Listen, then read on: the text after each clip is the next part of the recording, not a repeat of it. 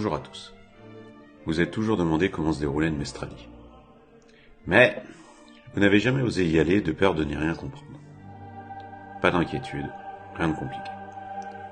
Ici on va parler pratico-pratique. Pour ceux qui veulent approfondir la théologie plus tard, des liens sont dans la description.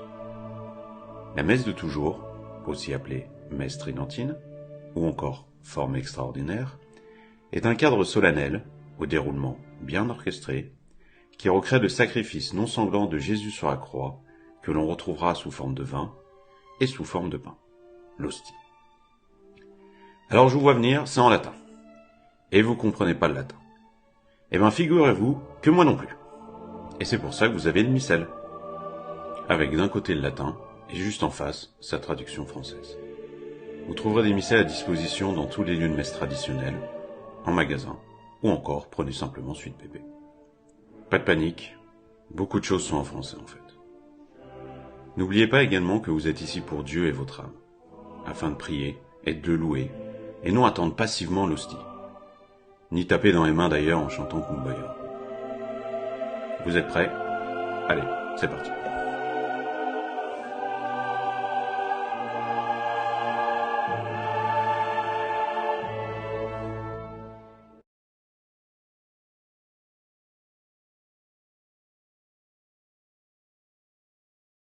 Souvent, avant le début de la messe, vous trouverez les fidèles à genoux récitant le chapelet. Pas d'inquiétude, vous n'avez pas loupé le début de la messe, et cette partie n'est pas obligatoire. Elle sert simplement à se préparer à la messe en récitant des prières pour ceux qui le souhaitent. Et ça fait redécouvrir toutes ces belles prières que vous avez sans doute oubliées, telles que le Credo, Notre Père, Je vous salue Marie et Gloire au Père. Et ça, c'est en français. Vous voyez, facile. Toutes ces prières sont évidemment disponibles dans votre missel.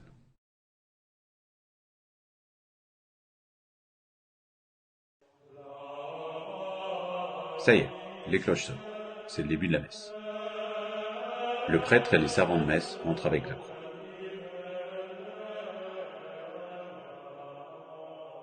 Cette partie est suivie du chant Asperges me, où le prêtre vous asperge d'un peu d'eau bénite, en rappel de votre baptême.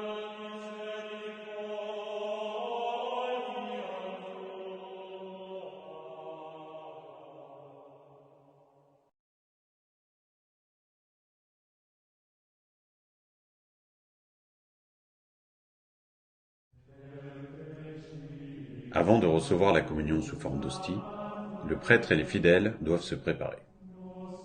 Le prêtre récite des prières au bas de l'autel, puis l'on récite le Confiteor, où l'on confesse et demande pardon pour ses péchés.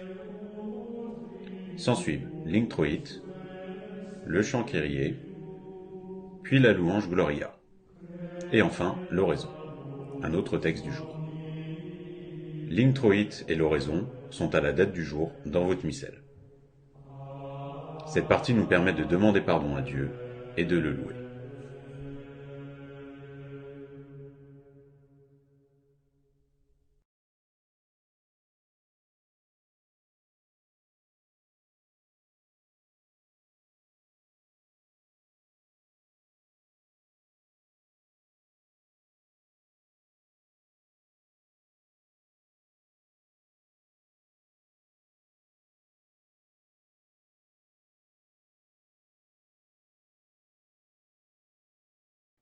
Maintenant que nous sommes plus à même de recevoir Dieu, on passe logiquement à l'enseignement avec l'épistolat, le graduel et l'évangile.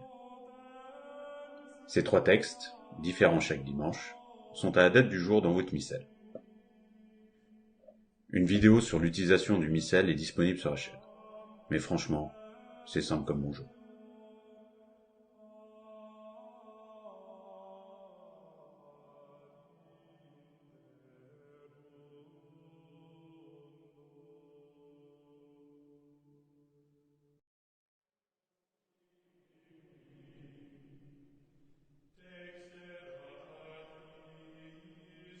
Vient maintenant le sermon, ou homélie, ou prône.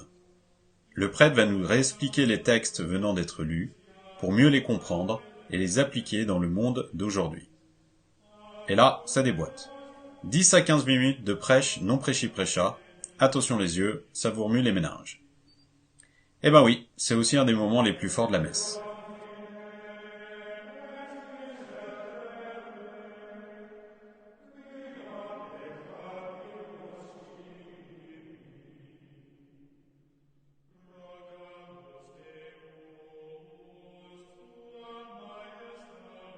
S'ensuit le credo, un texte rassemblant l'ensemble des professions de foi et vérités de l'Église.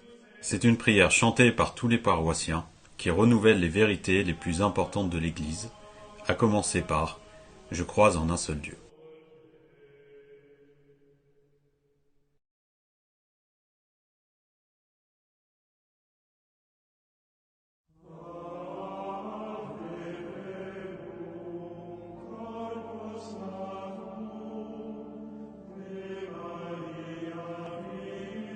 C'est maintenant le cœur de la messe, le sacrifice.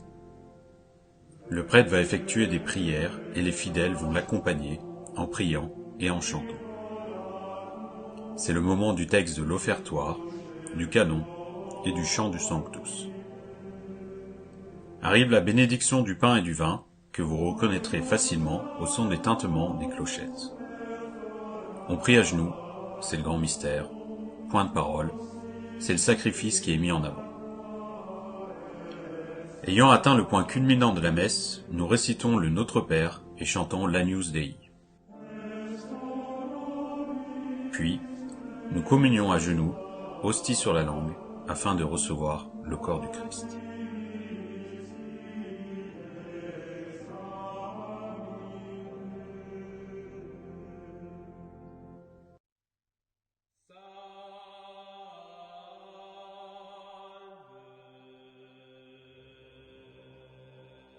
La messe va bientôt se finir.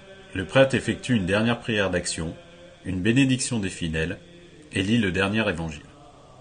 On chante Salve Regina, puis le chant de départ de la croix, du prêtre et des servants de messe. Mais toi, par contre, tu ne pars pas tout de suite. À genoux, fais tes dernières prières ou actions de grâce. Quitte à être là, autant en profiter.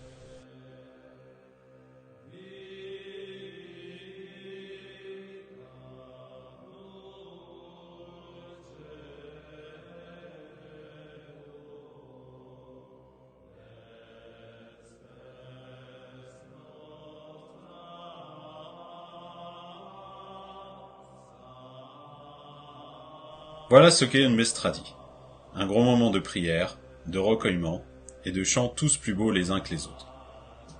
Avant tout, un moment de grande ferveur où l'on touche du doigt ce qu'il y a de plus sacré. Oubliez vos a priori, écoutez la petite voix intérieure qui vous pousse à venir. Vous sortirez différent de celui que vous étiez avant d'entrer. Alors, sautez le pas.